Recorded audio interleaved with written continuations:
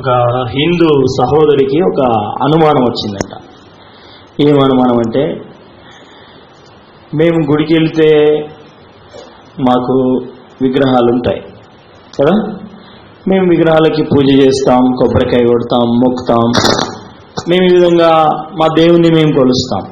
మరి క్రైస్తవులు ఎవరిని కొలుస్తారు? కొన్ని చర్చిలకు వెళితే అక్కడ ఒక విగ్రహం ఉండదు, తర్వాత ఒక బొమ్మ ఉండదు, ఏదో కర్రతో చేయబడినటువంటి శిలువలాగా ఒక గుర్తు వేస్తారు. అదే వీళ్ళ దేవుడా? ఏంటి వీళ్ళు? ఎట్లా అసలు వీళ్ళ దేవుడు ఎవరు? అసలు వీళ్ళ దేవునికి రూపం ఎట్లుంటుంది అని ఆమెకి డౌట్ వచ్చిందంట. ఎవరికి? హిందూ సహోదరికి. అయితే ఆమె ఎవరిని అడుగుదామన్నా కూడా ఆమెకు భయం. కాబట్టి ఒకసారి ఏం చేసిందంటే, ఎట్లయినా చేసి వాళ్ళ దేవుడు ఎవరో నేను కనుక్కోవాలి అని చెప్పి ఆలోచన చేసి ఆమె ఏం చేసిందంటే, ఇక వాళ్ళ గల్లీలో అక్కడ ఎవరన్నా క్రైస్తవులు ఎవరన్నా ఉన్నారా అని వెతికింది. వెతికితే ఆ గల్లీలో చాలా దూరంగా, కొంచెం దూరాన ఒక దేవుని నమ్ముకున్న ఒక సహోదరి వాళ్ళ ఇల్లు ఉంది అని తెలుసుకుంది. తెలుసుకొని వాళ్ళ ఇంటికి ఎప్పుడు వెళ్ళాలనా అని చూస్తాం. సరే, ఒకరోజు ఏంటంటే సాయంకాలం పూట మరి వాకింగ్ అని వెళ్ళినట్టుగా వాళ్ళ ఇంటికి వెళ్ళిందనమాట. వెళ్ళేసరికి అక్కడ అప్పుడే వాళ్ళ ఇంటికి పాస్టర్ గారు విజిటింగ్కి వచ్చాడు. అయితే సహోదరి మరి ఇంకా అక్కడ దగ్గర వాళ్ళ భర్త, తర్వాత వాళ్ళ పిల్లలు, ఇంకా కొంతమంది వాళ్ళ ఇంట్లో ఉన్న వాళ్ళందరూ కలిసి పాస్టర్ గారు వాళ్ళకు వాక్యం చెప్పుదామా, ప్రార్థన చేద్దామని చెప్పేసి, రండమ్మా ప్రార్థన చేద్దామని చెప్పి ఒక చాప వేయండి అని చెప్పి చెప్పాడంట. చెప్తే అప్పుడు చాప వేశారంట. ఆ సహోదరి చాప వేసింది. ఇక అందరూ కళ్ళు మూసుకున్నారు. పాస్టర్ గారు ప్రార్థన చేస్తున్నాడు. పాస్టర్ గారు ప్రార్థన చేస్తూ ఉంటే ఆ సహోదరి వచ్చింది, చూసి వాళ్ళ ఇంట్లో వాళ్ళు చేసేటువంటి ఆ కార్యక్రమం అంతా చూసింది అనమాట. చూసి అదే వీళ్ళ దేవుడు ఇట్లుంటాడా అనుకుందంట. ఏమనుకుంది? మాట్లాడినారంటే తీసుకెళ్ళి బయట ఎత్తేసి వస్తా నేను, నిన్ను ముఖ్యంగా. ఎవరిని? నన్నే అను. ఎవరిని అను? నన్నే అను. అనరా? అను, నిన్నే. అయితే అప్పుడు ఓహో వీళ్ళ దేవుడు ఎట్లుంటాడో అనుకున్నా, ఇట్లనా అనుకుందంట. అని అట్లనే చూస్తుందంట. పాస్టర్ గారు ప్రార్థన చేసి ఇంకా ప్రార్థన కొంచెంసేపు చేశాడు. ఇక చూసింది, వెళ్ళిపోతా ఉంది. అప్పుడు ఆమె ఏమనుకున్నదంట తెలుసా? వీళ్ళ దేవుడు సాప అన్నమాట. ఎవరు? వీళ్ళ దేవుడు నేను ఇన్ని రోజులు ఎవ్వరూ అనుకున్నా కానీ సాపనా? అర్థమైందా మీకు? సాప వేసిండు కానీ సాపలు ఎవ్వరు మోకరించలేదంట.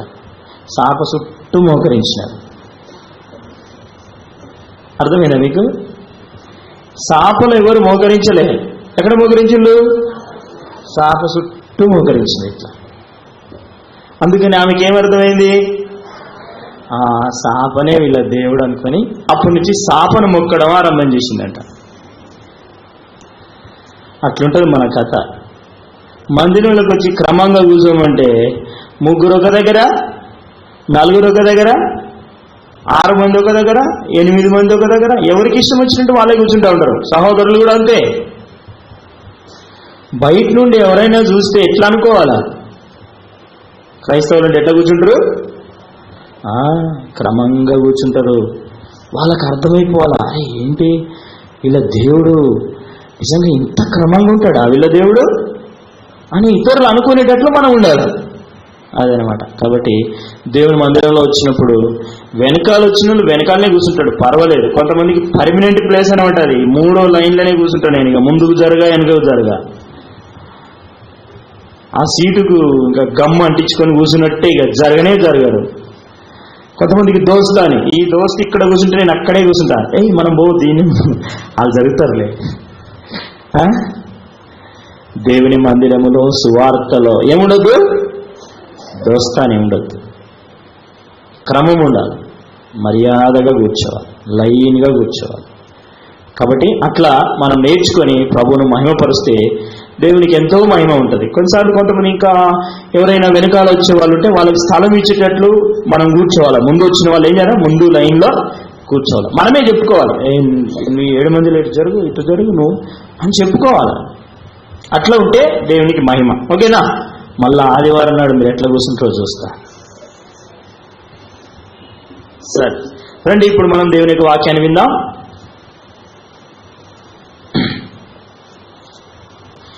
యెషయా గ్రంథం 53వ అధ్యాయం. ఇప్పుడు 6వ వచనాన్ని అందరం కలిసి చదువుకుందామండి. యెషయా గ్రంథం 53వ అధ్యాయం 6వ వచనం.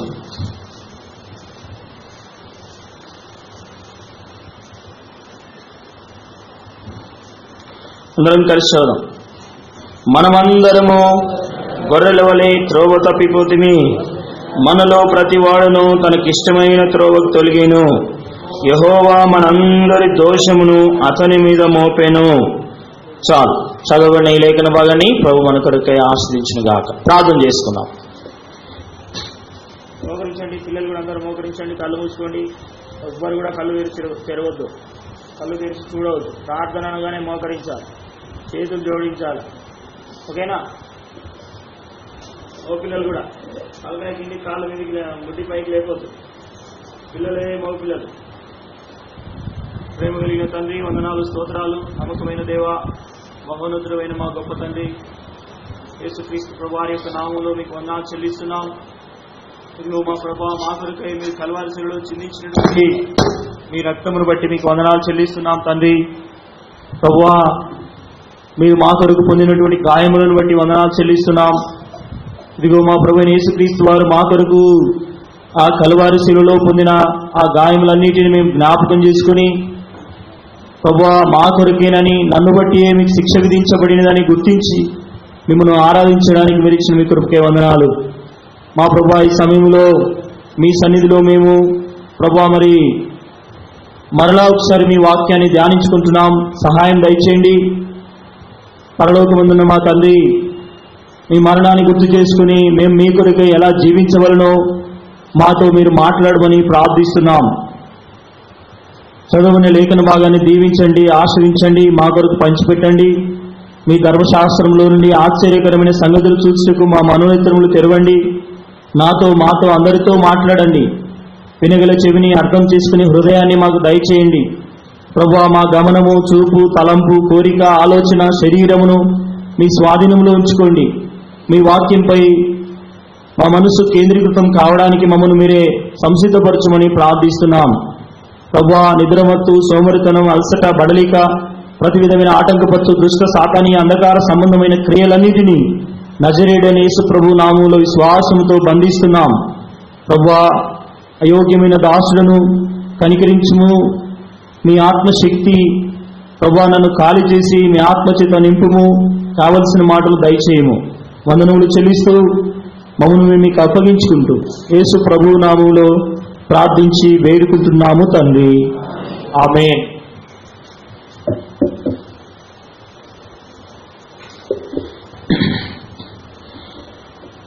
ఈ సమయంలో చదువుకున్నటువంటి ఈ లేఖన భాగంలో మరలా ఒక విషయాన్ని మనం ధ్యానించుకుందామండి.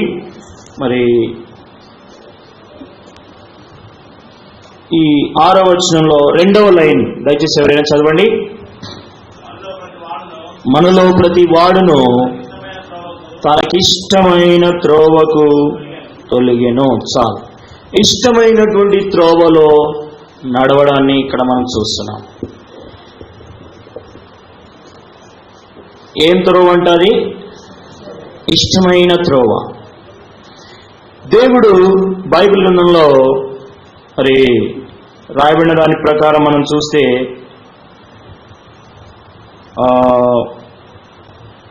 దయచేసి చూడండి, ఆ మాట చదవండి ఎవరైనా. ప్రసంగి గ్రంథం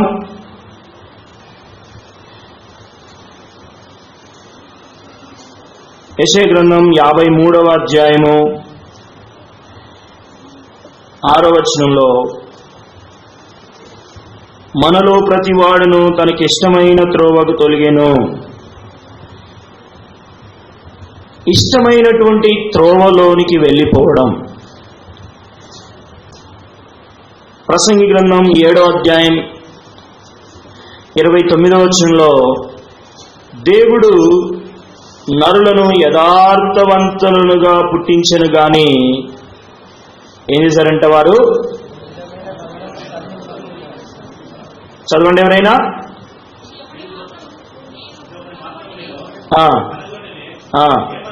ఏమనగా దేవుడు నరులను యథార్థవంతులనుగా పుట్టించెను, కానీ వారు వివిధమైన తంత్రములు కల్పించుకొని ఉన్నారు.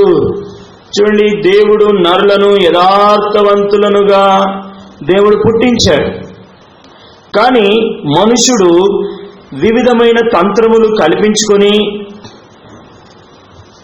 దేవుని మార్గములో ఉండకుండా తనకిష్టమైన త్రోవకు తొలుగుతూ వచ్చాడు.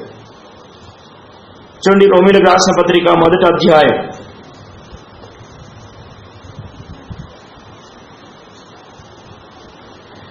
1వ అధ్యాయము 22వ వచనం. వారి అవివేక హృదయము అంధకారమాయను, తాము జ్ఞానులమని చెప్పుకొనుచు బుద్ధిహీనులైరి. కాబట్టి మనుషుడు తనకి ఇష్టమైన త్రోవలోనికి వెళ్ళి బుద్ధిహీనమైనటువంటి మనుషుడుగా జీవిస్తూ భయంకరమైనటువంటి సాతాను యొక్క చెరలోనికి వెళ్ళిపోయాడు. సామెతల గ్రంథంలో ఇంకా 16వ అధ్యాయం 25వ వచనంలో కూడా ఈ విధంగా వ్రాయబడిన మాట ఒకటి మనం చదువుదాం. సామెతలు 16:25. ఒకని మార్గము వాని దృష్టికి యథార్థముగా కనబడును, ఆయనను తుదకది మరణమునకు చేరును. చూడండి, ఒక మార్గము, మనిషి యొక్క మార్గము వానికి యథార్థంగా కనబడుతుంది. అయితే మనుషుడు తన ఇష్టానుసారమైనటువంటి ఆ మార్గంలోనికి వెళ్ళిపోయాడు. అయితే ఇప్పుడు ఆ మార్గము మనుషునికి ఇష్టమైంది కాబట్టి అది ఎలా కనిపిస్తుందంట? యథార్థముగా కనిపిస్తా. కాబట్టి ఒకని యొక్క వాడు నడుస్తున్నటువంటి మార్గము లేదా ఆ వ్యక్తి వెలుస్తున్నటువంటి మార్గము అది యథార్థమైనదిగా కనబడుతూ ఉంది. సామెతల గ్రంథంలో 21వ అధ్యాయం 2వ వచనంలో కూడా ఒక మాట రాయబడింది. చూడండి, 21:2. ఒకడు తనకి ఏర్పరచుకున్న మార్గం ఎట్టిదైనను అది తన దృష్టికి న్యాయమైనదిగానే అగుపడును. చూసారండి, న్యాయమైన మార్గం, యథార్థమైన మార్గం. కాబట్టి నేను మంచి మార్గంలో వెళుతున్నాను అనుకుంటున్నాడు, కానీ దేవుని దృష్టిలో మానవుడు ఏమైపోయాడు? తనకిష్టమైనటువంటి మార్గంలో నడుస్తున్నాడు. అది దేవుడు ఇష్టపడడం లేదు. వారు క్రైస్తవులైనా క్రైస్తవేతరులైనా ఎవరైనా కావచ్చు, ప్రపంచంలో ఏ మానవుడు కూడా దేవుని మార్గంలో కాకుండా తనకిష్టమైనటువంటి లేదా మానవుడు తనకిష్టమైనటువంటి మార్గంలో వెళ్ళి చివరికి మరణానికి వెళ్ళిపోవడం దేవునికి ఇష్టం లేదు. అందుకే ప్రభు మన జీవితంలో ఇంకా ఒక గుడ్ ఫ్రైడేని ఆ విధంగానే మన జీవితంలో మనం చూడడానికి మనల్ని సజీవులుగా ఉంచాడు. జాగ్రత్త, నువ్వేదైనా నీ సొంత మార్గంలో వెళుతున్నావేమో, అది నీకు సరైనగానే కనబడుతున్నదేమో. ఎప్పటికైనా నీ మార్గాన్ని మార్చుకొని దేవుని మార్గంలోనికి రాకపోతే సహోదరుడా, సహోదరి, భయంకరమైనటువంటి శిక్ష నువ్వు అనుభవించేదానవుగా ఉంటావు. కాబట్టి అట్టి శిక్ష నుండి విమోచించడానికే యేసయ్య ఆ కల్వారి శిలువలో చనిపోయి ఆయన శిలువ మరణాన్ని పొందాడు. చూడండి, ఆదికాండంలో మనం ఇందాక చదువుతూ వచ్చినటువంటి 5వ అధ్యాయంలోనికి ఒకసారి వెళ్ళి మనం చదువుదాం. చూడండి, ఆదికాండము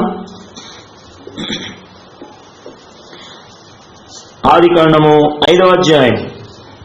ఇక్కడ ఒక వ్యక్తి ఉన్నాడు, దేవుని మార్గంలో ఉన్నటువంటి వ్యక్తిని గురించి ఇక్కడ మనం చదవండి దయచేసి. ఎవరైనా మార్చి చదువుకుందాం. ఆదికాండం 5వ అధ్యాయం 21వ వచనం నుండి 24వ వచనం వరకు మార్చి చదువుదాం. హానోకు 65 ఏళ్లు బ్రతికి మెతుషేలను కనెను. హానోకు మెతుషేలను కనిన తర్వాత 300 ఏళ్లు దేవునితో నడుచు కుమారులను కుమార్తెలను కనెను. హానోకు దినములనియు 365 ఏళ్లు. హానోకు దేవునితో నడిచిన తర్వాత దేవుడు అతన్ని తీసుకొని పోయాను కనుక అతడు లేకపోయాను. ప్రియులారా, ఇక్కడ ఆదాము వంశావళి మనకు కనిపిస్తా ఉంది. ఆదాము వంశావళిలో అందరికంటే ఎక్కువ కాలం బ్రతికినటువంటి వ్యక్తి ఎవరు అని చెప్తే మీరు వెంటనే చెప్తారు. ఎవరు చెప్పండి? మెతూషెల. ఎంతకాలం బ్రతికాడు? ఎంత? 969. మరి రెండో, ఆయన కంటే కొంచెం తక్కువ రెండో వ్యక్తి ఎవరు? మొదటి వ్యక్తి మెతూషెల. రెండో వ్యక్తి ఎవరు? ఆదామా?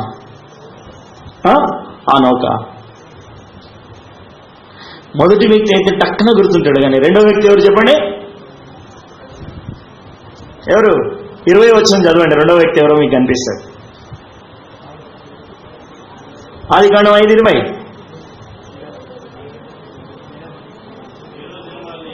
ఏరేదు దినములనియు 962 అప్పుడు అతను మృతి పొందెను. రెండో వ్యక్తి ఎవరు?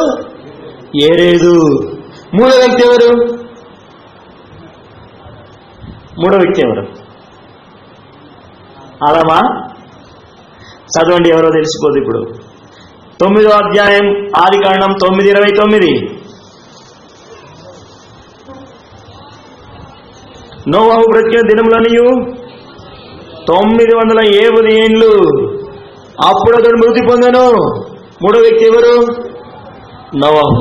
అందరికంటే లాస్ట్ తక్కువగా బ్రతికిన వ్యక్తి ఎవరు? ఆదాము వంశావళిలో అందరికంటే తక్కువ కాలం బ్రతికిన వ్యక్తి ఆ దినాల్లో, ఈ అధ్యాయములో ఎవరండి? హానోకు. చదవండి 22వ వచనం, 21, 23. హానోకు 65 ఏళ్ళు బ్రతికి మెతూషెలను కనెను. 23. హానోకు దినములని 365 ఏండ్లు. హానోకు బ్రతికినటువంటి సంవత్సర కాలం ఏంటంటే 365 సంవత్సరాలు. ఇక్కడ ఈ 5వ అధ్యాయం అంతా, 6వ అధ్యాయం అంతా, 7వ అధ్యాయం, ఈ అధ్యాయం మీరు చదివి చూడండి. అందరికంటే తక్కువగా బ్రతికినటువంటి వ్యక్తి ఎవరంటే ఎవరు? హానోకు. ప్రియులరా, మనం గుర్తుంచుకోవాల్సిన ఒక విషయం ఏంటంటే, మనము ఎంతకాలము జీవించామన్నది ముఖ్యం కాదు, మనం ప్రభు కొరకై ఎలా జీవించామన్నదే చాలా ప్రాముఖ్యమైనటువంటిది. పిల్లలు మాట్లాడొద్దు నాన్న. కాబట్టి ఈ యొక్క హానోకు 365 సంవత్సరాలు జీవించాడు. 365 సంవత్సరాల్లో 300 సంవత్సరాలు దేవునితో నడిచాడు. ఎవరితో నడిచాడండి? దేవునితో నడిచాడు. హానోకు దేవునితో నడిచిన తరువాత దేవుడు అతనిని కొనిపోయెను. కాబట్టి దేవునితో నడిచినటువంటి హానోకు యొక్క జీవితాన్ని ప్రియులరా మనం లెక్కలోనికి తీసుకుంటే, మనము ఎన్ని సంవత్సరాలు జీవించినప్పటికీ మనము దేవుని కొరకై దేవునితో నడిచేవారుగా ఉండాలని హానోకు యొక్క జీవితం మనకు మాదిరికరంగా, ప్రోత్సాహకరంగా ఉంటా ఉంది. కాబట్టి ఇక్కడ మరి హానోకు జీవించినటువంటి 365 సంవత్సరాల్లో 300 సంవత్సరాలు దేవునితో నడిచాడంట. పిల్లల్ని కంటూ, కొంతమందికి పిల్లలు లేక మునుపు దేవుని సన్నిధిలో వచ్చి ఏడ్చి కన్నీళ్ళు విడిచి, ప్రభువా నా బిడ్డకు గర్భఫలం ఇయ్యి అని చెప్పి ఒక ఆమె బాగా ఏడ్చి కన్నీళ్ళు విడిచి ప్రార్థన చేసిందంట. సేవకురాలు సంఘమంతా ప్రార్థన చేసింది. ప్రభువా నాకు బిడ్డకు ఒక కుమారుని ఇస్తే నా జీవితం అంతా నీకే సమర్పిస్తా ప్రభువా, నీ మందిరంలో నుండి నేను ఇంకెక్కడికి వెళ్ళను అని ఏడ్చి ప్రార్థన చేస్తే దేవుడు కనికరించి తన బిడ్డ గర్భఫలం తెరిచి ఒక కుమారుని ఇచ్చిందంట. అసలు గర్భమైంది మొదలుకొని మనవడు పుట్టి 6 నెలలు అయితే కూడా ఇక మందిరానికి సరిగా వస్తలేదంట. ఎందుకు? హాస్పిటల్కి పోయినామన్నా, ఆదివారమే వస్తాడు డాక్టరు. అమ్మాయిని తీసుకొని ఆదివారం హాస్పిటల్కి పోయింది. సరే ఆదివారం హాస్పిటల్ పోయింది, పిల్లగాడు పుట్టిండు. తర్వాత బాబును అమ్మాయి చూసుకోవాలంటే కష్టం అన్న, చిన్నపిల్ల కదా, అందుకే నేనే చూసుకుంటున్నా కాబట్టి మందిరానికి రావడానికి ఇబ్బందిగా ఉంది. అలాంటి విశ్వాసులు ఎంతో మంది ఉన్నారు. కాబట్టి ప్రియులరా, ప్రభువును వెంబడించుట లేదా ప్రభువుతో నడుచుట, ప్రభు కొరకై జీవించడం అనేది చాలా ప్రాముఖ్యమైన విషయం. దేవునితో నడిచేది మన జీవితంలో ప్రియుల మనము దేవుని కొరకు మనల్ని మనం ప్రతిష్ఠించుకున్నప్పుడే అలా జరుగుద్ది. హానోకు అనేటువంటి మాటకు అర్థం ఏంటంటే ప్రతిష్ఠించబడుట లేదా ప్రతిష్ఠితుడు, ఉపదేశకుడు అని అర్థం. కాబట్టి ఒక ప్రతిష్ఠితుడుగా దేవుని కొరకు ప్రతిష్ఠించుకున్న వ్యక్తిగా 300 సంవత్సరాలు దేవునితో నడుస్తూ దేవుని కొరకే జీవిస్తూ వచ్చాడు. బైబిల్ గ్రంథంలో ఇంకా దేవునితో నడిచి దేవునితో పాటు వెళ్ళిపోయినటువంటి వ్యక్తి, మొట్టమొదటి వ్యక్తి హానోకు. ఇంకెవరైనా ఉన్నారా? ఉంటే ఎవరు వాళ్ళు? ఏలియా కూడా ప్రియులారా మనకు మొదటి సమయాల గ్రంథం, మొదటి రాజుల గ్రంథం 17వ అధ్యాయంలో మనకు కనిపిస్తాడు. చివరి అధ్యాయము రెండవ రాజుల గ్రంథం మొదటి అధ్యాయాలకు వచ్చేసరికి, 2వ అధ్యాయాలకు వచ్చేసరికి ఏలియా వెళ్ళిపోతాడు. ఏలియా ఎంతకాలం జీవించాడు అనేది చాలా ఖచ్చితంగా నిర్దిష్టంగా బైబిల్ గ్రంథంలో రాయబడి లేదు, కానీ ఆయన జీవించిన కాలం చాలా తక్కువైనది. ఎందుకంటే సౌలు జీవించినటువంటి జీవిత కాలము 60 సంవత్సరాలు, 63 సంవత్సరాలు ఆయన జీవించాడు. 23 సంవత్సరాల కాలంలో ఆయన రాజుగా చేయబడ్డాడు. 40 సంవత్సరాలు ఇశ్రాయేలు ప్రజలను పరిపాలించాడు. మొత్తం కలిస్తే 63 సంవత్సరాలకి ఆయన మరణించాడు. ఈ 63 సంవత్సరాల్లోనే ఈ అహాబు మరణించిన తర్వాత ఏలియా 2వ అధ్యాయాలకు వచ్చేసరికి ఆయన దేవునితో పాటు వెళ్ళిపోయాడు. నేను అనుకుంటా ఏలియా యొక్క జీవిత కాలము ప్రియులరా చాలా తక్కువ, 100 లోపే. ఈ హానోకు తర్వాత, నోవాహు తర్వాత మనిషి యొక్క జీవిత కాలము 110 సంవత్సరాలకు తగ్గించబడింది. ఎందుకంటే 6వ అధ్యాయంలో మనుషులు చేసిన అతిక్రమ క్రియలు, మానవుడు చేసినటువంటి పాపము, దేవునికి వ్యతిరేకమైన జీవితము. చూడండి 6వ అధ్యాయం 12వ వచనం, ఆదికాండం 6:12. దేవుడు భూలోకమును చూసినప్పుడు అది చెడిపోయిండెను, భూమి మీద సమస్త శరీరులు తమ మార్గమును చెరిపి వేసుకొని ఉండిరి. కాబట్టి మానవుడు తన మార్గాన్ని చెరిపి వేసుకున్నాడు, తనకిష్టమైనటువంటి మార్గంలో వెళుతున్నాడు, అదే యథార్థమైనది అనుకుంటున్నాడు, తనకిష్టమైన త్రోవలోనికి వెళ్ళిపోయాడు. దానిని బట్టి మానవుని యొక్క ఆయుష్కాల పరిమితి తగ్గిపోయింది. 969 సంవత్సరాలు బతకాల్సినటువంటి మానవుడు 110 సంవత్సరాలు, 120 సంవత్సరాలకు తగ్గించబడింది. కారణం ఏంటంటే మార్గాన్ని తప్పి తిరగడము. కాబట్టి యుగ యుగాలు తరతరాలు దేవుని రాజ్యములో నివసించాల్సినటువంటి ఒక విశ్వాసి, దేవుని యొక్క రక్తం చేత కడగబడిన వ్యక్తి, దేవుడు శిలువలో తన ప్రాణాన్ని బలిగా అర్పించి ఆయన కార్చినటువంటి రక్తం ద్వారా కడిగివేయబడినటువంటి వ్యక్తి యుగ యుగాలు తరతరాలు జీవిస్తాడు. అయితే ఈ భూలోకంలో దేవుని కొరకు సాక్షిగా బ్రతకకుండా తన సొంత మార్గంలో వెళ్ళినటువంటి వ్యక్తి ఆ నిత్యత్వములో ఎల్లప్పుడూ జీవించేటువంటి ఆ రాజ్యంలో నుండి ప్రియులరా తప్పిపోయేవాడుగా ఉంటాడు. కాబట్టి జాగ్రత్త సుమా. ఒక నువ్వు విశ్వాసమే ఉండవచ్చును, కానీ నువ్వు ఏ మార్గంలో వెళుతున్నావు? నీ మార్గం ఏది? తాగుడు మార్గంలో ఉన్నావా? సినిమాల మార్గంలో ఉన్నావా? వ్యభిచార మార్గంలో ఉన్నావా? లేకపోతే అపవిత్రమైన మార్గంలో ఉన్నావా? ఏ మార్గం కూడా వెళుతున్నావు? నీ మార్గం ఏది? నీ గమ్యం ఏది? ప్రియులరా, ప్రతివాడు తనకిష్టమైన త్రోవలోనికి వెళ్ళిపోయాడు, తనకిష్టమైన మార్గాన్ని ఎంచుకున్నాడు. అందుకే మానవుడి యొక్క ఆయుష్కాల పరిమితి తగ్గిపోయింది. పిల్లలు మాట్లాడదు బిడ్డ. కాబట్టి ప్రియులరా, ప్రభువైన యేసుక్రీస్తు వారు శిలువలో మరణించిన ఈ దినాన నీ మార్గం సరైనగా లేకపోతే ప్రభు నీతో మాట్లాడుతున్నాడు. నువ్వు సరైన మార్గంలోనికి రావాలని ప్రభు కోరుతున్నాడు. మన ప్రభువైన యేసుక్రీస్తు వారు 33 సంవత్సరాలే ఈ లోకంలో జీవించాడు, కానీ ఆయన మార్గము ఎంతో పవిత్రమైన మార్గము, అది ఎంతో యథార్థమైనటువంటి మార్గము. ఆయన నిర్దోషి, నిష్కల్మషుడు, పాపంలో చేరక ప్రత్యేకంగా ఉన్నవాడు. ప్రియులరా, యేసుక్రీస్తు ప్రభు వారి యొక్క మార్గము అది యథార్థమైన మార్గము.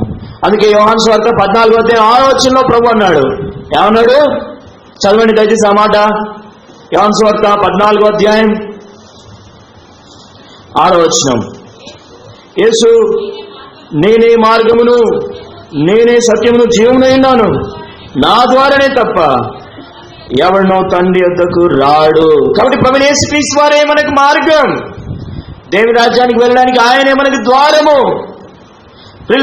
ఆ తప్పిపోయిన మార్గము, సాతాను మార్గం మన నిత్యత్వాన్ని తీసుకొని వెళ్ళలేదు. అందుకే యేసుక్రీస్తు ప్రభువారు తానే మార్గం అని ఆయన చెప్తూ వచ్చాడు. కాబట్టి యేసుక్రీస్తు ప్రభువు జీవించిన జీవితకాలం 33 సంవత్సరాలే. అయినా కూడా ఆయన మార్గం ఎంతో పవిత్రమైనది, ఆయన మార్గం ఎంతో నిర్దోషమైనది, ఆయన మార్గం ఎంతో నిష్కల్మషమైనటువంటిది. కాబట్టి ఆ మార్గంలో గుండా మనం వెళ్ళాలని ప్రభు ఆశపడుతున్నాడు. ఆ మార్గంలో మనం జీవించాలని ప్రభు కోరుకుంటున్నాడు. ప్రేమ వాళ్ళారా, ఆ మార్గంలో మనం నడవాలని దేవుడు ఆశపడుతున్నాడు. ఆదాముతో దేవుడు చెప్పినటువంటి ఆ క్రమాన్ని మీరి ఆదాము తన సొంత ఇష్ట మార్గంలోనికి వెళ్ళిపోయాడు. కాబట్టి నువ్వు కూడా సాతాను మాట విని నీ సొంత మార్గంలో వెళ్ళిపోతున్నావేమో. దేవుడు అది కోరుకోవడం లేదు. ఆదికాండం 17వ అధ్యాయం రచి చూడండి. ఆదికాండం 17వ అధ్యాయము ఎవరైనా చదవండి. మొదటి వచనం. అబ్రహాము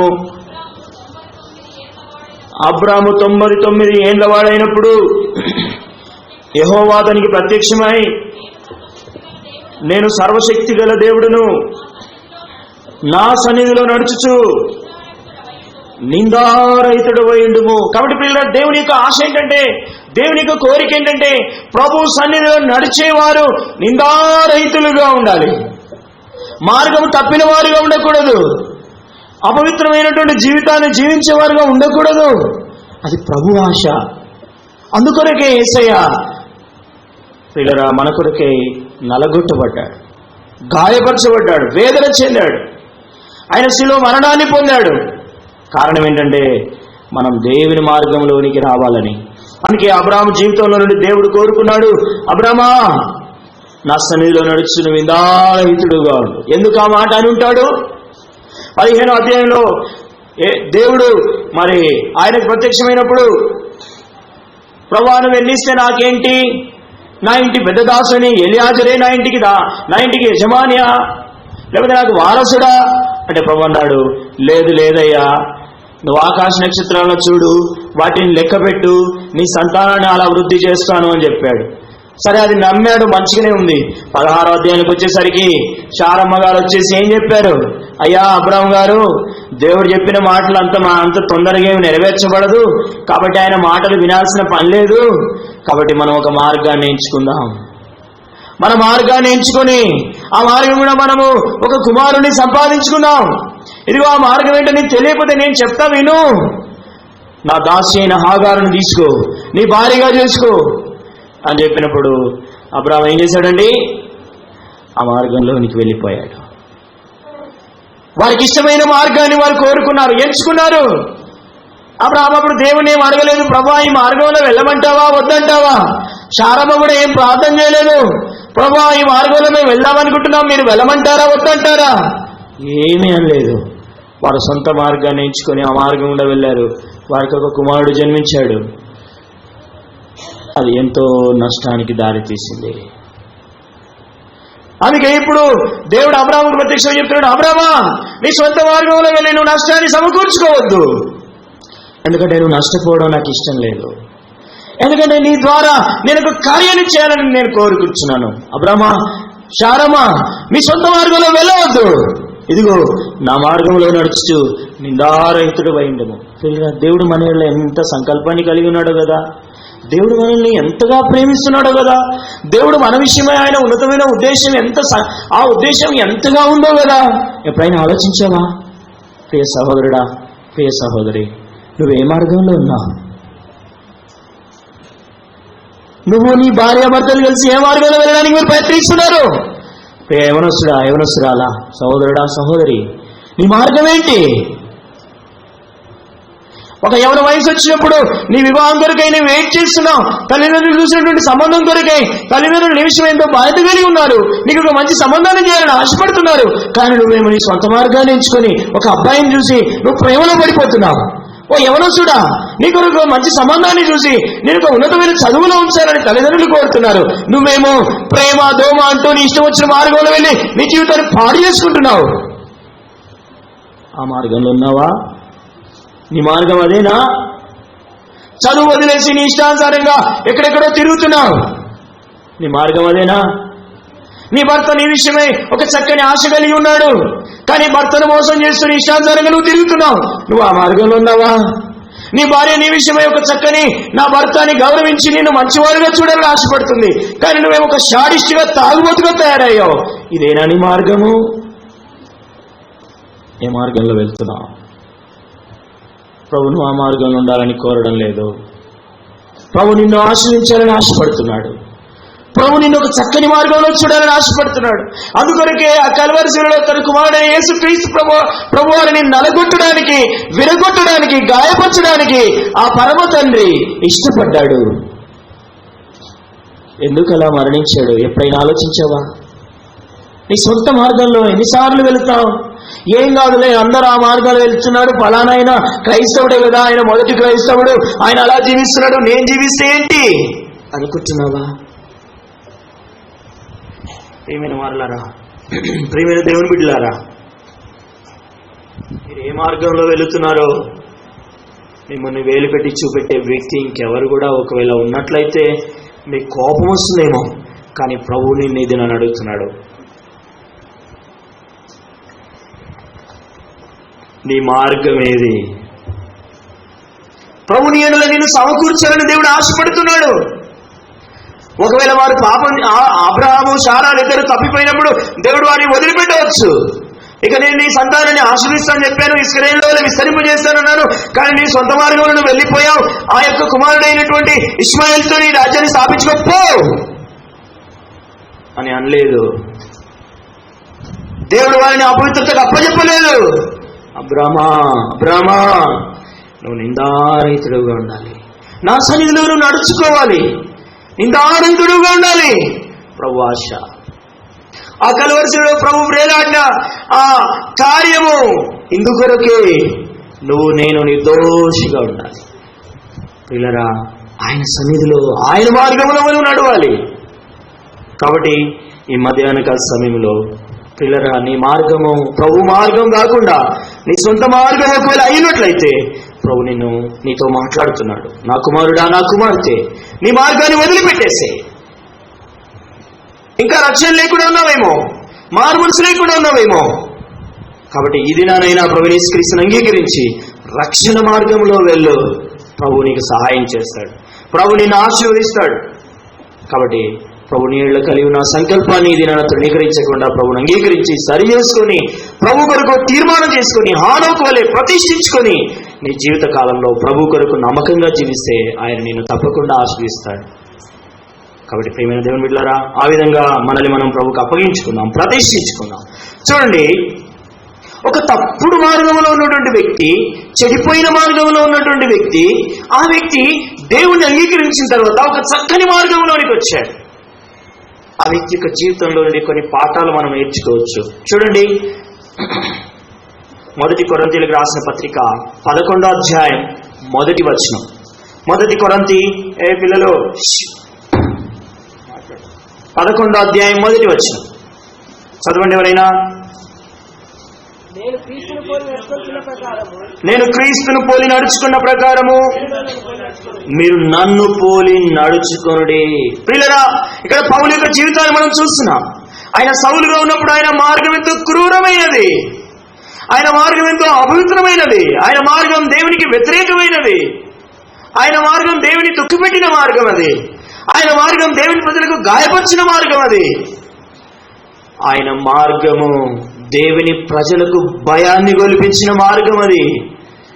ఎప్పుడైతే ప్రభు దమస్కు మార్గంలో సౌలును దర్శించాడో, సౌలా సౌలా నువ్వేలా నన్ను హింసిస్తున్నావు అని సౌలును దర్శించినప్పుడు సౌలు మార్పు చెంది అననీయ మాటలు విని రక్షణ పొంది దేవునికి అప్పగించుకొని బాప్తిస్మం పొంది తాను ఒక మంచి మార్గంలోనికి వచ్చాడు, దేవుని మార్గంలోనికి వచ్చాడు. ఇప్పుడు ఆయన అంటున్నాడు, నేను క్రీస్తు మార్గంలో నడుస్తున్నాను.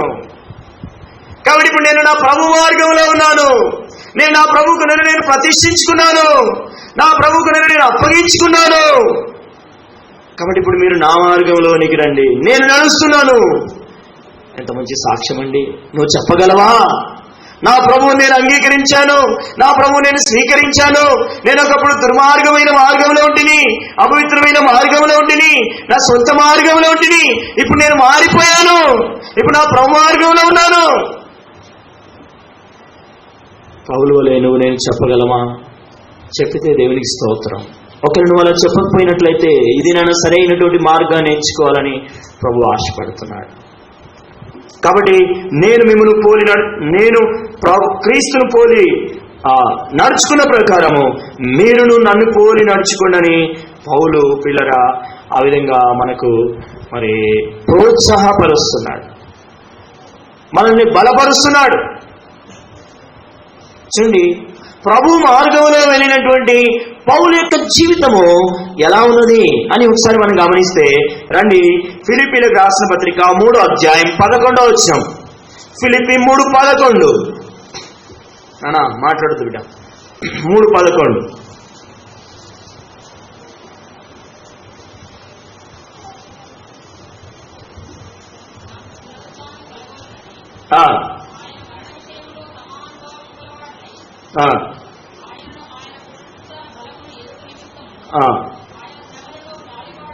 ఆయన శ్రమలలో పాలివాడనగుట ఎట్టిదో ఎరుగు నిమిత్తమును, జాగ్రత్త గమనించండి, సమస్తమును నష్టపరుచుకొని వాటిని పెంటతో సమానముగా ఎంచుకొనుచున్నాను. దేంతో సమానంగా ఎంచుతున్నాడండి? పెంటతో సమానంగా ఎంచుతున్నాడు. పెంటను ఎవరైనా ఇష్టపడతారా? పెంటలో పోయి బెడ్షీట్ వేసుకొని పడుకుంటారా? ఎందుకు? అసలు పెంట అంటే ఏంటి? పెంట అంటే ఏంటి చెప్పండి. పెంట అంటే ఏంటి? పెట్టలు లేవా మీకు? మరి చెప్పండి. పనికి రానిది వేసే చోటు, పనికి రాంది, అక్కరకు లేనిది, యూజ్లెస్. పిల్లరా, ఇది మనకు ఏం నేర్పిస్తా ఉంది మాట అంటే, ఏదైతే పనికి రాదో, ఏదైతే మనకు అనవసరమైందో దాన్ని పూర్తిగా తొలగించుకోవడం. అపొస్తలుడైన పౌలు ఆ విధంగా సౌలుగా ఉండి పౌలుగా మారిన తర్వాత ఏదైతే దేవునికి వ్యతిరేకమైందో, ఏదైతే దేవునికి అయిష్టమైందో, ఏదైతే దేవునికి ఇష్టం కానిదో దానంతటినీ ఒక పెంటగా ఎంచుకొని దాన్ని తీసివేశాడు. ఇకెన్నడూ కూడా ఆ పెంట దగ్గరికి వెళ్ళలేదు. ఆ పెంట దగ్గరికి వెళ్ళి ఆ పెంటలో తాను జీవించలేదు. కాబట్టి పాపములో అపవిత్రతలోనికి వెళ్లకుండా జాగ్రత్త పడ్డాడు. కాబట్టి నీ ఇష్టాన్ని, నీ కోరికను, నీకున్నటువంటి సమస్తమైన దేవునికి వ్యతిరేకమైన ప్రతిదాన్ని నువ్వు పెంటగా ఎంచుకోవాలి, తీసివేయాలి, దూరపరచాలి, కాదు అనుకోవాలి. అప్పుడే నువ్వు ప్రభు మార్గంలో ఉండగలవు. ఒకవేళ ఏదైనా నీకు ఇష్టమైంది, అది అపవిత్రమైందని తెలిసి కూడా దాన్ని నువ్వు ఆశించి అది పెంట అని తెలిసి కూడా ఆ పెంటలోనికి నువ్వు జారుకుంటే, ఆ పెంటలో నువ్వు కూర్చుంటే, ఆ పెంటలో పడుకుంటే, ఆ పెంటను నువ్వు ఇష్టపడి నీ మీద పోసుకుంటే నువ్వు దేవుని మార్గం నుండి తప్పిపోతావు. కాబట్టి ఇంకా ఆ పెంటను లేదా అపవిత్రతను, పాపాన్ని, దేవునికి అయిష్టమైన దాన్ని ఏదైనా నువ్వు కోరుకుంటున్నావేమో, జాగ్రత్త సుమా. కాబట్టి పౌలు ఏం చేశాడు?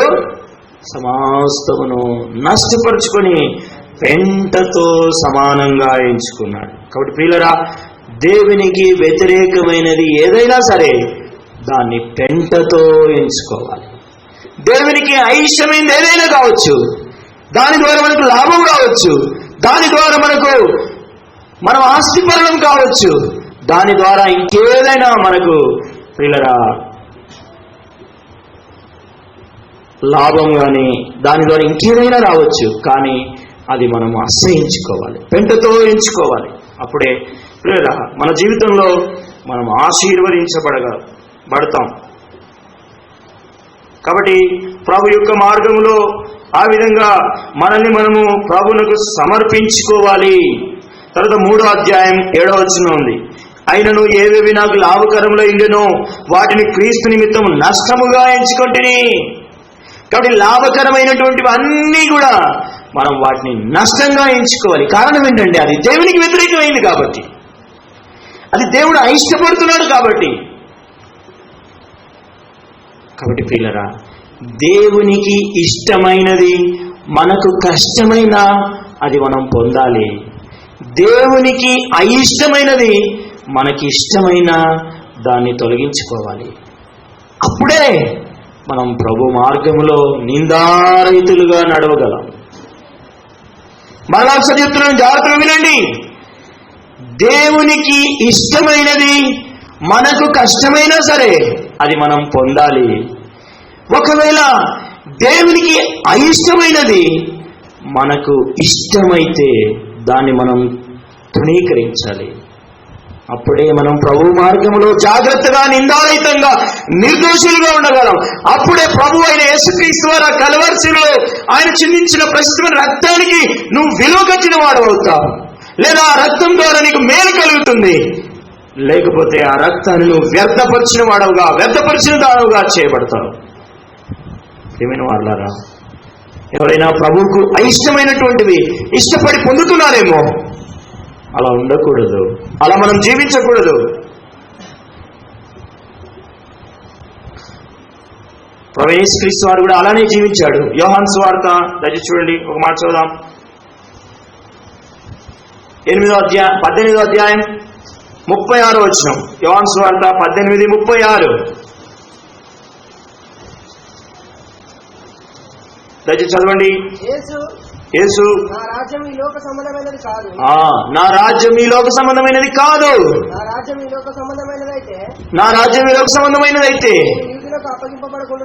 యూదులకు అప్పగింపబడకున్నట్లు నా సేవకులు పోరాడుదురు. నా రాజ్యం ఈ సంబంధమైనది కాదనడు. కాబట్టి ప్రియుడా, ఒకవేళ యేసుక్రీస్తు ప్రభువారే కనుక రాజ్యాన్ని స్థాపించడానికి లోకానికి వచ్చినట్లయితే, ఒక మతాన్ని స్థాపించడానికి లోకానికి వచ్చినట్లయితే తన శిష్యులు పోరాడేవాళ్ళు. కానీ యేసుక్రీస్తు ప్రభువారు రాజ్యం అది కాదు అని చెప్తున్నాడు. కాబట్టి తన గురి, తన ప్రతిష్టతంతా ప్రియులరా లోక సంబంధమైనదిగానే ప్రభు దృష్టించి ఒక మంచి మార్గంలో, పాపము లేని మార్గంలో, అపవిత్రత లేని మార్గంలో ఆయన ఈ లోకంలో 33.5 సంవత్సరాలు ఆయన జీవిస్తూ వచ్చాడు. కాబట్టి మన దృష్టి ప్రియులరా ప్రభు పైన, ప్రభు ఇంటి పైన, ప్రభు కార్యముల పైన మన దృష్టి ఉండుట మనకెంతో ఆశీర్వాదం. అందుకే మనం ప్రభువుకు తగినట్టుగా ప్రభు కొరకు జీవించాలి. కొలస్సీలకు రాసిన పత్రిక 1వ అధ్యాయం 12వ వచనం. కొలస్సీ 1:12 మధ్యలో నుండి చదువుతాను. నేను చదువుతాను, వినండి.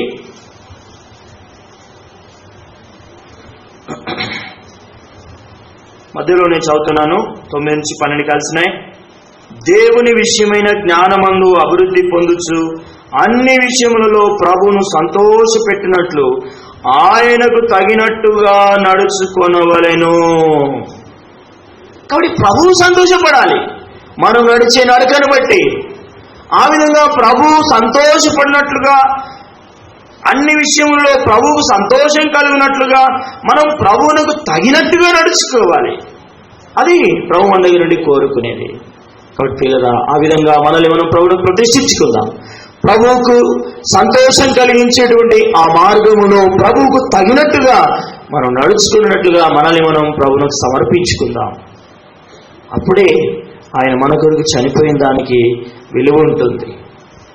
పిల్లరా, ఆ విధంగా మనల్ని మనము ప్రభువునకు అప్పగించుకొని ప్రభు కొరకే జీవితం. ఇంకా పౌలు జీవితంలో ఇంకా ఆయన చేసినటువంటి ప్రోత్సాహకరమైనటువంటి ఆయన జీవితాన్ని చూద్దాం. మొట్టమొదటిది ఏంటంటే ఆయన పెంటతో సమానంగా ఎంచుకున్నాడు. అంటే అది దేవునికి అయిష్టమైనదైతే దాన్ని తృణీకరించేశాడు. కాదు అనుకున్నాడు. ప్రభు మార్గములో నిందారహితంగా నడిచాడు, జాగ్రత్తగా నడుచుకున్నాడు. చూడండి, ఇంకొక విషయాన్ని చూద్దాం. ఇంకేం చేశాడు పౌలు. 1 కొరింథీయులకు రాసిన పత్రిక 9వ అధ్యాయం. 1 కొరింథీ 9వ అధ్యాయం దయచేసి చదవండి ఎవరైనా. 16-17 వచనం. నేను సువార్తను ప్రకటించుచున్నను, నాకు వచ్చే కారణం లేదు. సువార్తను ప్రకటించవలసిన భారము నా మీద మోపబడి ఉన్నది. అయ్యో, నేను సువార్తను ప్రకటింపకపోయినలా నాకు శ్రమ. 17 ఇది నేను ఇష్టపడి చేసినలా నాకు జీతము దొరుకును, ఇష్టపడకపోయినను గృహ నిర్వాహకత్వము నాకు అప్పగింపబడెను. ప్రియుల అపొస్తలుడైన పౌలు ఏం చేశాడంటే గృహ నిర్వాహకత్వాన్ని గురించి ఆయన గుర్తించాడంటే బాధ్యతను గుర్తించాడు. ఏం చేశాడండి? బాధ్యతను గుర్తించాడు. ప్రభు మార్గంలో ఉన్నటువంటి వ్యక్తి తన బాధ్యత ఏంటో ఆయన గుర్తిస్తాడు. దేవుని సువార్త ప్రకటించాడు, దేవుని ప్రజల విషయమై బాధ్యత కలిగి ఉన్నాడు, దేవుని ప్రజలను ఆదరించాడు, దేవుని ప్రజలను బలపరిచాడు. కాబట్టి ఆయన బాధ్యత గృహ నిర్వాహకత్వాన్ని గురించి తాను చెప్తున్నాడు. నేను సువార్త ప్రకటించవలసిన భారం నా మీద మోపబడినది అంటున్నాడు. కాబట్టి ప్రియమైన దేవుని బిడ్డలారా, మరి మనం కూడా ప్రభు మార్గంలో ఉన్నప్పుడు ప్రభు ఇంటిని గురించిన బాధ్యతను మనం గుర్తిస్తాం. నా బాధ్యత ఏంటి? ప్రభు ఇంటిలో ఆదివారం వచ్చి ఆదివారం పోతాను, అంతేనా? నేనేం చేయాలి? కొంతమంది ఆదివారంలో రాజుల్లాగా వస్తారు, రాజుల్లాగా వెళ్ళిపోతారు. కనీసం దేవుని మందిరంలో ఒక చాప పరవడానికి కూడా ఇష్టపడరు, ఒక చాప తీయడానికి కూడా ఇష్టపడరు. ఏదో ఒక చిన్న పని దేవుని ఇంట్లో పని చేయాలని ఆశ వారికి ఉండదు. బాధ్యతారహితంగా వచ్చి వెళ్ళిపోతారు వాళ్ళు. కాబట్టి ప్రియులరా, నేను ఒక దైవ సేవకుడు చెప్తున్నప్పుడు నేను విన్నది ఏంటంటే, జాగ్రత్త గమనించండి. ఒక గ్లాస్ అక్కడ నీళ్ళ కుండ పైన, మూత పెట్టిన కుండ పైన గ్లాస్ ఉండాలి. ఆ గ్లాసు పక్కన ఉంది. కొంతమంది ఏం చేస్తారంటే నీళ్ళు తాగి పక్కన పెట్టేస్తారు. ఆ గ్లాస్ తీసి మరలా ఆ కుండ మీద అట్లా బోర్లించడం ద్వారా కూడా నీకు బహుమానం ఉందంట. అప్పటి నుండి దేవుని ఇంట్లో నేను ఏ పని కూడా వదిలిపెట్టాను. సాధ్యమైనంత వరకు ప్రభు నాకు ఇచ్చిన కృప కొలది ఎంత పనైనా నేను ప్రభు కొరకు ప్రయాసపడుతుంటాను. నేను కూడా మీకు ప్రోత్సాహంగా చెప్తున్నాను, దేవునింటిలో ఏ పని అయినా కూడా నిర్లక్ష్యంగా ఉండవద్దు. అది ఊడ్చే పని కావచ్చు, చాపలు వేసే పని కావచ్చు, మందిరం పని కావచ్చు, కట్టే పని కావచ్చు, కూలగొట్టే పని కావచ్చు, ఇంకేదైనా సరే, సువార్త పని కావచ్చు, ఇంకేదైనా సరే, ప్రభు ఇంటిలో ఆ బాధ్యతను మనం గుర్తించాలి. మన ఇంటి విషయమై మనం ఎంత బాధ్యత వహిస్తామో దేవుని ఇంటి విషయమై అలాంటి బాధ్యతను కలిగి ఉండాలి. గృహ నిర్వాహకత్వం నాకు అప్పగింపబడి ఉన్నది, అది నేను ఇష్టపడి చేసినా ఇష్టపడి చేయకపోయినా నాకు బహుమానం ఉన్నది అంటున్నాడు. కాబట్టి నువ్వు చేసే ప్రతి పనికి దేవుడు బహుమానం ఇస్తాడు. కాబట్టి ప్రియులరా, కొంతమంది మందిరం ఊడవడం అంటే అవమానంగా ఫీల్ అవుతారు. బాత్రూమ్స్ గడవడం అంటే ఎంత అవమానమో. నేను ఈ దినాన మందిరానికి ఇక్కడికి వచ్చేదానికంటే ముందు కూడా నేను బాత్రూమ్లు గడిగి వచ్చిన. అర్థమైందా మీకు? బాత్రూమ్స్ కడిగి శుభ్రం చేసి వచ్చాను. అది నా ప్రభు ఇల్లు, నా పని, అది నా ప్రభు పని. అది నేను చేయడం నాకేం అవమానం కాదు. అది కొంతమంది బాత్రూంలో పోతారు కానీ టాయిలెట్ చేసిన తర్వాత నీళ్లు కూడా పెట్టారు. అలాంటి వాళ్ళు కూడా దేవుని ఇంట్లో ఉన్నారు. నేను చూశాను వాళ్ళని. బాధ్యత రాహిత్యం అన్నమాట. నీళ్ళు కొంచెం దూరం ఉంటాయి, వెళ్ళి తీసుకొని వచ్చి బాత్రూమ్ శుభ్రం చేద్దామన్నారు. అది దుర్వాసన వస్తుంది, ముక్కు మూసుకొని పని ముగించుకొని వచ్చేస్తారు. కానీ దాన్ని శుభ్రం చేస్తాను, కడుగుతాను, దాంట్లో ఇంకేదైనా అలా రాకుండా శుభ్రం చేస్తాను అనే ఆలోచనే రాదు. నీ బాధ్యత లేదా? ఎంతకాలం బాధ్యత రహితంగా జీవిస్తావు దేవుని బిడ్డని చెప్పుకొని? జాగ్రత్త సుమా. కాబట్టి ప్రియమైన దేవుని బిడ్డలారా, అపొస్తలుడైన పౌలు తన యొక్క బాధ్యతను గుర్తించాడు. గృహ నిర్వాహకత్వం నాకు అప్పగింపబడినది. కాబట్టి మన జీవితంలో ప్రభు మన ఇద్దరు నుండి కోరుకునేది ఏంటంటే, నువ్వు ఒక దేవునింటిలో బాధ్యత కలిగి, పట్టింపు కలిగి, దేవునింటి విషయమై ఆశ కలిగి, ఆసక్తి కలిగి పనిచేసి ఉండాలని ప్రభు ఆశపడుతున్నాడు. దానికి నీకు బహుమానం ఉన్నదనే విషయాన్ని మర్చిపోవద్దు. ప్రసంగి గ్రంథంలో ఒక మాట రాయబడి ఉన్నదండి. దయచేసి చూడండి, ప్రసంగి గ్రంథం 9వ అధ్యాయం 10వ వచనం.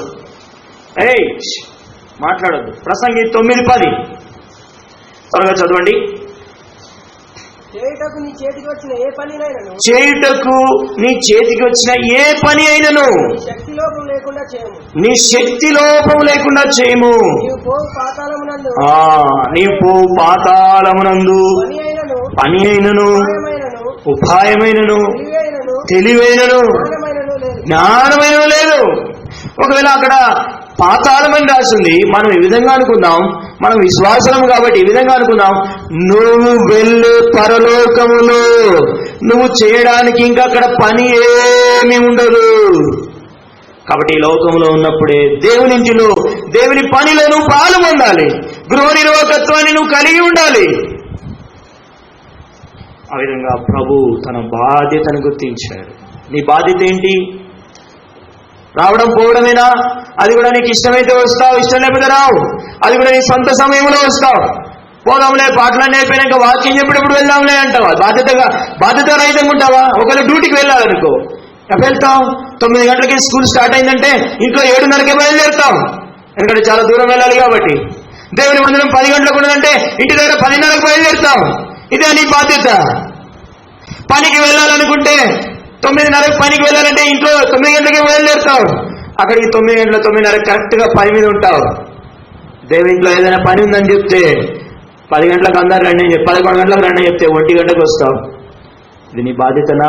సువార్తకు వెళ్ళాలి రండి అని చెప్తే అందరూ 4 గంటలకి సువార్తకు వెళ్ళాలంటే నువ్వు 5 గంటలకు సువార్తకు వస్తావు. ఇది నీ బాధ్యతనా?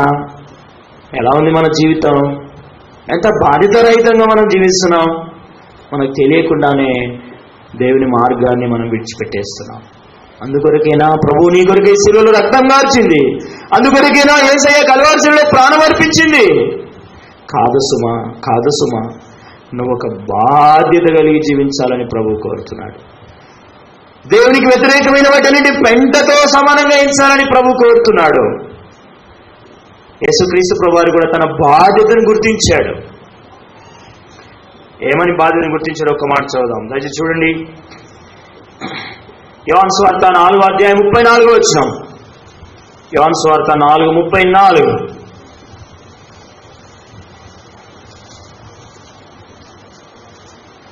యేసు వారిని చూచి, నన్ను పంపిన వాని చిత్తం నెరవేర్చు, ఆయన పని తుదముట్టించి నాకు ఆహారమైనది. కాబట్టి దేవుని యొక్క పనిని తుదముట్టించాలి. దేవుని పని ముగించేంత వరకు ఆయన నిద్రపోయేవాడు కాదు. మీకు నేను అతిశయంగా చెప్పట్లేదు, కానీ ప్రభు మహిమార్థమై చెప్తున్నాను. ప్రభు ఇంటిలో ఏదైనా పని ఉంటే నాకు కూడా నిద్ర పట్టదు. ఇక నాకు తోడుగా ఎవరన్నా ఒక చిన్న పిల్లోడైనా సరే, అంకుల్ మనం చేసేద్దాం ఆ పని అంటే తెల్లవారునైనా పని చేస్తూనే ఉంటాను నేను. ప్రభు మహిమ కొరకు చెప్తున్నాను ఈ పని. మేము కూడా చక్కని ఇంత పెద్ద మందిరాన్ని, ఇంత పెద్దగా లేదనుకోండి, చక్కని మందిరాన్ని మేము కూడా ఒక మందిరాన్ని కట్టుకోగలిగాం. రాత్రి 12-1 గంట వరకు కూడా ఆ విధంగా ఎంతో కష్టపడి పనిచేశాం. అది 24-50 ఉంటుంది, మీది 30-60. ఈ విధంగానే పెద్ద పెద్ద పిల్లర్లు వేసి స్లాబ్ వేసుకున్నాం. మా మందిరమే గుర్తొచ్చింది. చక్కగా అంతంత పెద్ద కిటికీలు ఉంటాయి మాకు కూడా, నేను కూడా అలానే పెట్టాను. కాబట్టి ప్రేమైన వారలారా, దేవుని పని విషయమై మనం అలాంటి భారాన్ని, బాధ్యతను మనం వహించాలి. ప్రభువే నా తండ్రి యొక్క పని నేను ముగించేంత వరకు నా తండ్రి యొక్క చిత్తాన్ని నెరవేరుస్తాను నేను అంటున్నాడు. కాబట్టి ప్రభు యొక్క చిత్తానుసారంగా జీవించడం మనకి ఎంత ఆశీర్వాదం కదా. కాబట్టి ప్రభు మార్గంలో ఉండడం మనకి ఎంత దీవెన కదా. ప్రేమైన దేవుని బిడ్డలారా, ఆ విధంగా మనల్ని మనం ప్రభువుకు అప్పగించుకోవాలి. అందుకే ఫిలిప్పీయులకు రాసిన పత్రికలో రాయబడిన మాట ఏంటంటే, అందరూ తమ సొంత పనులనే చూసుకొస్తున్నారు కానీ దేవుని కార్యములను చూడరు. కాబట్టి మనం దేవుని కార్యములను చూడాలి, దేవుని పనిని చెయ్యాలి. కాబట్టి మొట్టమొదటిది దేవునికి వ్యతిరేకమైన దాన్ని పెంటగా ఎంచుకున్నాడు పౌలు. రెండవది దేవుని పని విషయమై ఆయన గృహ నిర్వాహకత్వాన్ని కలిగి ఉన్నాడు, అనగా తన బాధ్యతను గుర్తించాడు. మూడవదిగా చివరిగా ఆ మాట చదివి మనం ప్రార్థన చేసుకున్నాం. రండి, కొలసీలకు రాసిన పత్రిక 3వ అధ్యాయం 1వ వచనం. కొలసీ 3:1. మీరు క్రీస్తుతో కూడా లేపబడిన వారైతే పైనున్న వాటినే వెదకుడి, అక్కడ క్రీస్తు దేవుని కుడిపార్శ్వంలో కూర్చుండి ఉన్నాడు. ప్రియులైన పౌలు యొక్క 3వ ప్రోత్సాహకరమైనటువంటి పౌలు చెప్పే మాట ఏంటంటే, పౌలు యొక్క దృష్టి పైనున్న దాని మీదనే ఉంచాడు. కాబట్టి ప్రభు యొక్క దృష్టి అంతా పైన ఉండేటువంటి రాజ్యం పైననే, ప్రభు ఇచ్చేటువంటి బహుమానం పైననే ఆయన దృష్టి ఉంది. అందుకే పౌలు కొలసీయులకు రాసిన పత్రికలో కొలసీయుల సంఘానికి చెప్తున్నాడు, మీరు క్రీస్తుతో కూడా లేపబడిన వారైతే పైనున్న వాటినే వెదకండి, అక్కడ దేవుని కుడి పార్శ్వమున ప్రభువైన యేసుక్రీస్తు వారు కూర్చున్నాడు. కాబట్టి ప్రియమైన దేవుని బిడ్డలారా, మనం పైనున్న దానిపైన దృష్టి ఉంచాలి. ప్రభువైన యేసుక్రీస్తు వారు ఆ విధంగానే పైనున్న దానిపైన దృష్టి ఉంచాడు. యోహాను సువార్త 17వ అధ్యాయం, దయచేసి చూడండి. యోహాను సువార్త 17వ అధ్యాయం 13వ వచనం. యోహాను సువార్త 17:13 తీసిన వారు వెంటనే చదవండి.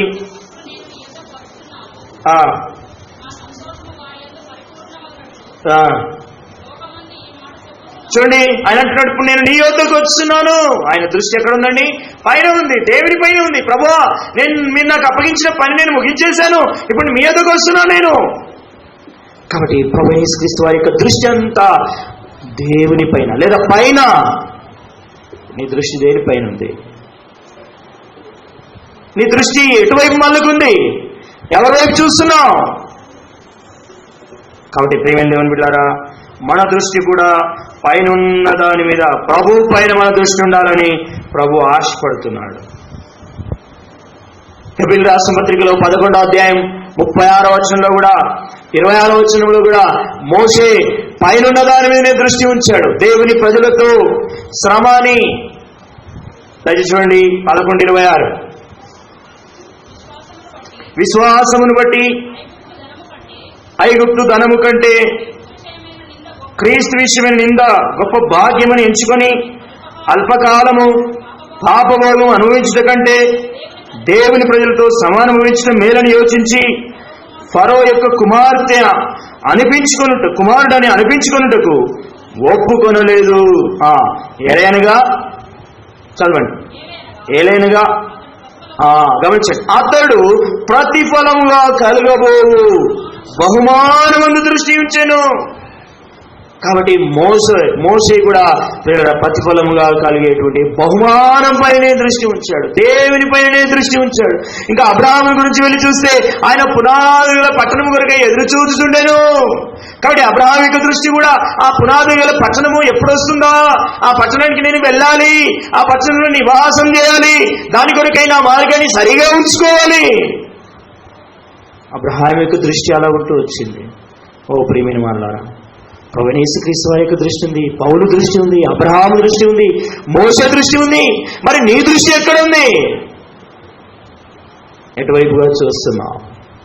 కాబట్టి ప్రభు పైన మన దృష్టి నిలిపి ప్రభు కొరకై మనం జీవిస్తూ వచ్చినప్పుడు పిల్లరా, దేవుని యొక్క రాజ్యంలో మనకు బహుమానం ఉంది. అందుకే పౌలు చాలా ఖచ్చితంగా చెప్పాడు, నా పరుగును నేను కడముట్టించి తిని నా కొరకు నీతి కిరీటం ఉంచబడింది. అంత ఖచ్చితంగానే అలా చెప్పగలిగాడండి.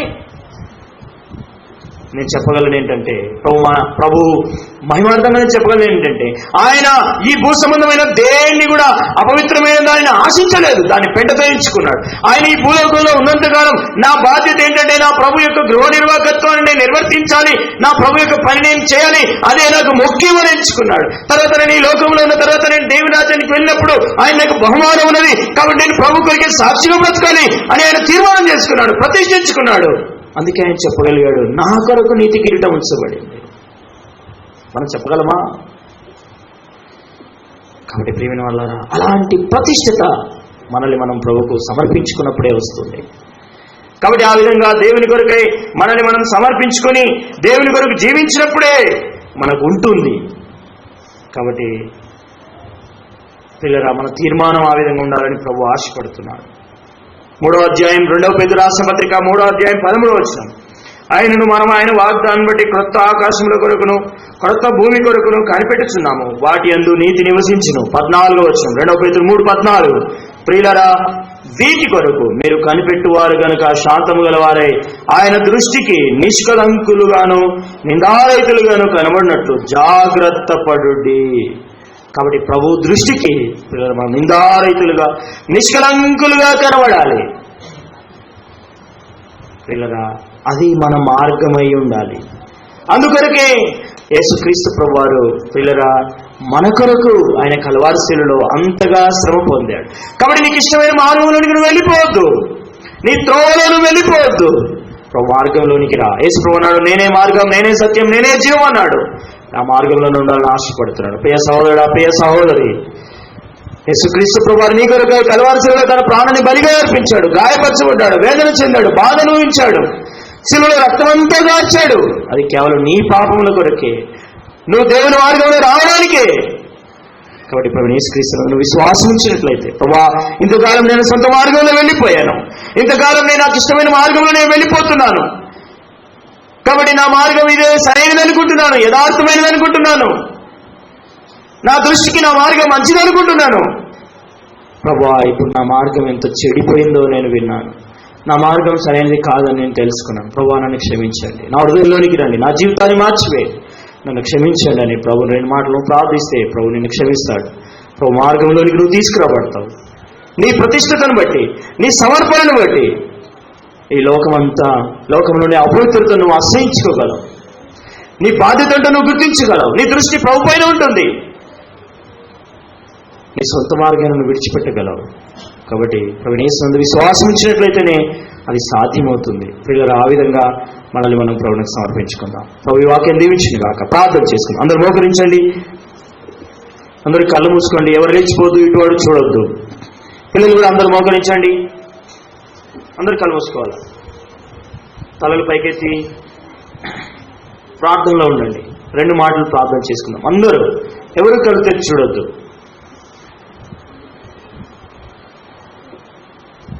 తెచ్చేసి కళ్ళు మూసుకోండి, ప్రార్థనలో ఉండండి, ప్రార్థన చేసుకుందాం, తీర్మానం చేసుకుందాం.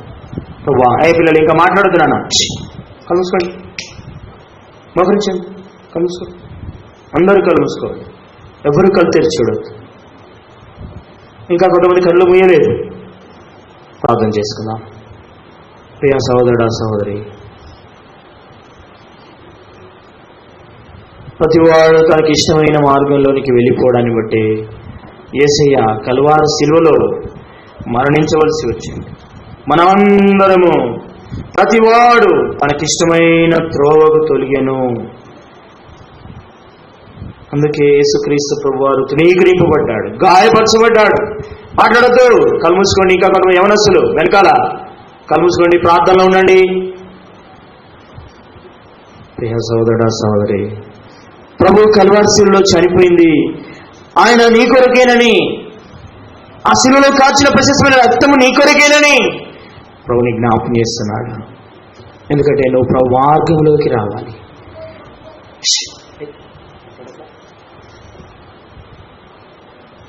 ప్రభు మార్గంలో ఉండాలని కోరుతున్నాడు. కాబట్టి నీ సొంత మార్గంలోనికి ఎంతకాలం వెళ్ళిపోతావు? నీకు ఇష్టమైన మార్గంలోకి, దేవుడు అసహించుకునే మార్గాన్ని కూడా నువ్వు ఇష్టపడి ఆ మార్గంలోనే జీవిస్తావు. ఎన్ని గుడ్ ఫ్రైడేలు వెళ్ళిపోయినా ఇప్పటికీ నువ్వు రక్షించబడి ఎంతకాలం అయిందో ఓ విశ్వాసి. అయినా నీ మార్గం ఇంకా చెడు మార్గం ఉందేమో. ఇప్పటికైనా ప్రభు దగ్గర ఒప్పుకో, విడిచిపెట్టు, ప్రభు మార్గంలోనికి రా. యేసయ్యా, మీరు నా కొరకే ఆ కల్వారి శిలువలో ఎంతగా శ్రమ పొందారయ్యా. అయ్యో, నేను తప్పిపోయిన మార్గము ఎంత భయంకరమైన మార్గం అది. ఆ మార్గం నుండి నన్ను వెతకడానికే మీరు ఈ లోకానికి వచ్చారయ్యా. నా కొరకే ఆ గాయం పొందారయ్యా. కాబట్టి నేను ఇప్పుడు మీ మార్గంలోనికి రావాలని నన్ను నేను ప్రతిష్ఠించుకుంటున్నానయ్యా. ప్రభా, నన్ను క్షమించండి. ప్రభా, ఇంతకాలం నా సొంత మార్గంలో వెళ్ళాను, మారు మనసు లేకుండా మందిరానికి వచ్చి వెళ్తున్నాను. ఒక యవనస్తుడుగా, యవనస్తురాలుగా నాకు ఇష్టమైన మార్గంలో జీవిస్తున్నాను. ప్రభా, నన్ను క్షమించండి. ఒక తీర్మానం చేసుకో ప్రియ సహోదరుడా, ప్రియ సహోదరి. ప్రభువుకు అప్పగించుకుందాం.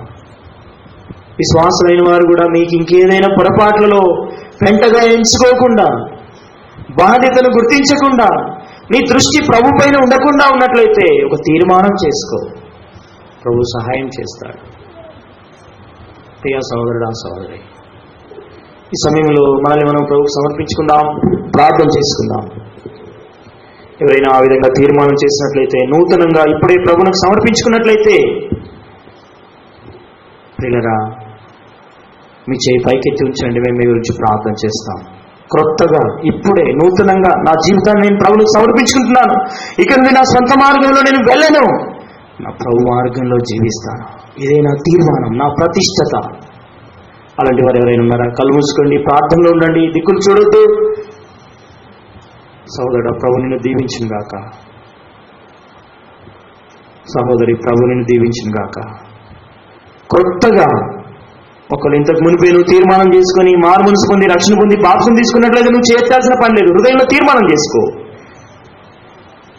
అయితే నూతనంగా తీర్మానం చేసుకున్నట్లయితే మీ చేయెత్తండి.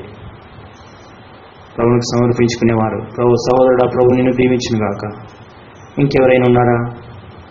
యవనస్తురాలారా, మీ జీవితాన్ని ప్రభువుకి సమర్పించుకోండి. సొంత మార్గంలో వెళ్ళొద్దు. సహోదరుడా ప్రభు నిన్ను దీవించును గాక. ఇంకెవరైనా? సహోదరి ప్రభు నిన్ను దీవించును గాక. యవనస్తులారా ప్రభు నిన్ను దీవించును గాక. ఇంకెవరైనా ఉన్నారా? యేసుక్రీస్తు ప్రభువారు నా కొరకు సిలువ వేసిన ఈ దినాన నా జీవితాన్ని నా ప్రభువునికి సమర్పించుకుంటున్నాను. ప్రభువా, నా కొరకే మీరు ఆ కలువారి శిలువలో గాయం పొందారు, కాబట్టి నన్ను అంగీకరించు ప్రభువా. ఒక బలమైన తీర్మానం, ఒక ప్రతిష్టత. నీ బాధ్యతను నేను గుర్తిస్తాను ప్రభువా, నన్ను నేను నీకు సమర్పించుకుని నీ కొరకే జీవిస్తాను. ఇంకెవరైనా ఉన్నారా? ప్రభు నీతో మాట్లాడుతున్నాడు. యవనస్తుడా ప్రభు నేను దీవించును గాక. దేవుని రక్షణ నిర్లక్ష్యం చేయొద్దు. నీ సొంత మార్గంలో వెళ్ళొద్దు. ఇప్పుడే నాకు వద్దులే రక్షణ, ఇంకా నేను ఇప్పుడెందుకు రక్షణ పొందాలి అనుకోవద్దు. సహోదరుడా సహోదరి, ప్రభు నీకు సహాయం చేయాలని ఆశపడుతున్నాడు. నీ జీవితాన్ని మార్చాలని ఆశపడుతున్నాడు. నువ్వు అపవిత్రమైన జీవితంలో ఉండకుండా ఉండాలని, నువ్వు నిందారహితంగా ఉండాలని అబ్రహాము శారలతో మాట్లాడిన దేవుడు ఇదేనా నీతో మాట్లాడుతున్నాడు. ఓ నా కుమారుడా, నా కుమార్తె, నువ్వు నా మార్గంలోకి రావాలి.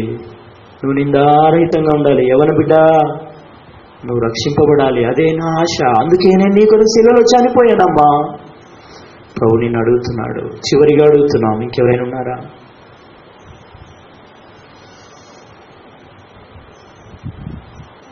ప్రభు నీకు సహాయం చేస్తాడు. చేతులు ఎత్తిన వారందరూ ఒకసారి మీ చేతులు పైకెత్తి ఉంచండి. చిన్న ప్రార్థన చేద్దాం. అందరూ కళ్ళు మూసుకొని ఉండండి. ఇప్పుడు ఎవరైతే చేతులు ఎత్తారో వాళ్ళందరూ మీ చేయి పైకెత్తి నేను చెప్పిన మాటలు నాతో కూడా చెప్పండి. ధైర్యంగా ఎత్తండి, భయపడొద్దు. అందరూ కళ్ళు మూసుకోండి. ఎవరు కళ్ళు తెచ్చి చూడొద్దండి. ధైర్యంగా చేయి పైకి ఎత్తండి. ప్రేమగల తండ్రి, చెప్పండి చెప్పండి. అందరూ చేతులు ఎత్తిన వాళ్ళు చెప్పండి. ప్రేమగల యేసు ప్రభువా, నా కొరకే మీరు ఈ లోకానికి వచ్చారని నేను నమ్ముతున్నానయ్యా.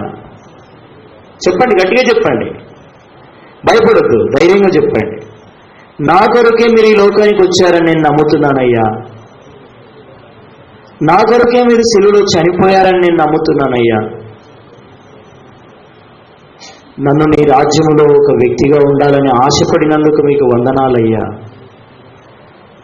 నన్ను నీ మార్గంలో చేర్చుకొనుటకు ఇష్టపడినందుకు వందనాలు. నేను పాపిని, నన్ను క్షమించండి. ఇక నుండి నేను నా సొంత మార్గంలో వెళ్ళను, నీ మార్గంలోనే జీవిస్తాను. నన్ను క్షమించండి ప్రభువా. నా చేయి పట్టుకుని ఇప్పటి నుండి నన్ను నీ మార్గములో నడిపించండి. యేసు ప్రభువా, నన్ను అంగీకరించండి. యేసు ప్రభువా, నా ప్రార్థన అంగీకరించండి. నా ప్రార్థన విన్నందుకే వందనాలు. యేసు ప్రభు నామములో ప్రార్థిస్తున్నాను తండ్రి, ఆమేన్. ప్రేమ కలిగిన తండ్రి యేసుక్రీస్తు మా ప్రభువా, ఇంతవరకు మీకు చేసిన సహాయాన్ని బట్టి మీకు వందనాలు చెల్లిస్తున్నాం.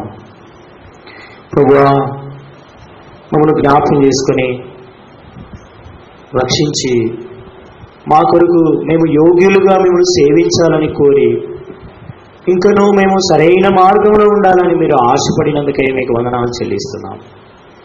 ప్రేమ కలిగిన తండ్రి, జీవగల మహోన్నతుడైన మా గొప్ప దేవ, ఉన్నవాడు అనువాడమైన మా తండ్రి, మీకే వందనాలు, స్తోత్రాలు. అన్ని విషయాల్లో మీ దయా, కనికరము, వాత్సల్యత, మీ కరుణ, మీ మంచితనమును బట్టి మీకు వందనాలు చెల్లిస్తూ చేతులెత్తిన బిడ్డలను ఆశ్రయించి దీవించమని, వారి యొక్క తీర్మానం సరైనదిగా ఉండడానికి సహాయం చేయమని ప్రార్థిస్తున్నాం. ప్రేమ కలిగిన తండ్రి, నమ్మకమైన గొప్ప దేవ, నీ కృపా సన్నిధి సహాయమును బట్టి మీకు వందనాలు చెల్లిస్తూ విశ్వాసులుగా హృదయంలో తీర్మానం చేసుకున్న బిడ్డలను కూడా మీరే ఆశ్రయించి దీవించమని ప్రార్థన విన్నందుకై కృతజ్ఞతలు అర్పిస్తూ ఇక్కడున్న సంఘము పరిశుద్ధులు నీ పిల్లైన వారందరిని బట్టి స్తోత్రాలు. మీ దాసుడు శామ్యూల్ అన్న ప్రభు బెంగళూరు వెళ్ళాడు, అక్కడ బలపరిచి వాడుకోండి.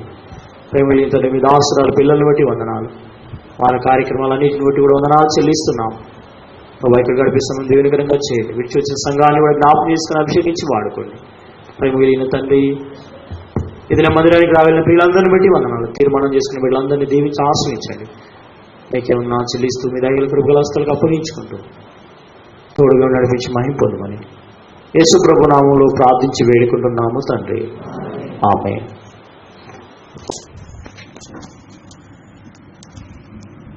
దయచేసి కూర్చోండి.